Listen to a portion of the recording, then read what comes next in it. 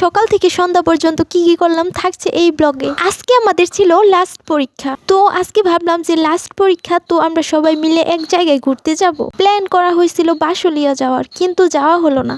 একটা সমস্যার কারণে এত দূরে যাওয়া হয়নি, তো আমরা ভাবলাম ছোটখাটো একটা রেস্টুরেন্টে যাই। আসসালামু আলাইকুম, কেমন আছো তোমরা সবাই? আমরা কিন্তু আজকে অনেকটাই ভালো আছি, কারণ আজকে লাস্ট পরীক্ষা। আবার খারাপ আছি, কারণ সবার সাথে আজকেই শেষ। হয়তো একজনের সাথে দেখা হবে, কিন্তু এইভাবে একসাথে কখনোই দেখা হবে না। তো পরিশেষে আমাদের পরীক্ষা শেষ করে আমরা সবাই মিলে চলে গেলাম সখীপুরের ভূতের গলি। এইখানে পরিবেশটা কেমন তা আমার জানা নেই, কারণ আমি এর আগে কখনোই যাই। তো লেটস গো, তোমরাও দেখো। ভিতরে ঢুকে দেখলাম তেমন একটা কেউ নেই, শুধু একটা আপু আর একটা ভাইয়াই বসেছে। ভাইরাল রেস্টুরেন্ট ভূতের গলি সবার মুখেই শুনেছি, তো আজকে নিজেই চলে আসলাম। মাশাআল্লাহ, এখানে পরিবেশটা অনেকটাই ভালো ছিল। আর সখীপুরে যে আছো, এখানে আসেনি এমন কোনো মানুষই নেই, তো আমার আগে সবাই চলে আসছে। আমি শুধু দেখতাম আর চেয়ে ভাবতাম এই ভূতের গলিটাই কোথায়। তো এত তিরিং বিরিং কথাবার্তা বাদ দিয়ে এখন একটু বসা যাক। অনেকের মুখে শুনেছি এখানে ফুচকা নাকি অনেক মজার হয়, আর ফুচকা তো সব মেয়েরই পছন্দ এমনিতেই। এমন কোনো মেয়েই হয়তো বা নেই যে ফুচকা পছন্দ করে না।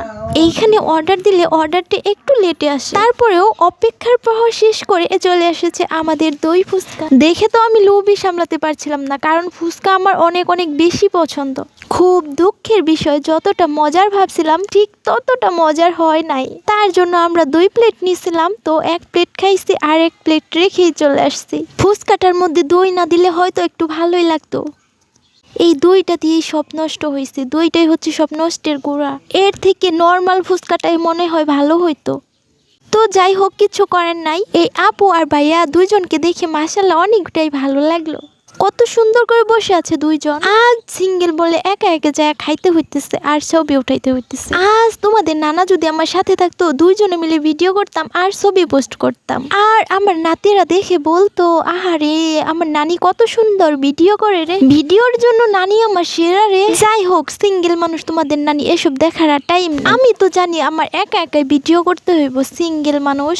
তাই আর কি, একমাত্র সঙ্গী পেলাম এই আয়নাটা। নিজে একটু ঢং করে চলে আসলাম। এখানে আমার ভিডিও করার জন্য আয়না ছাড়া কিছুই পেলাম না।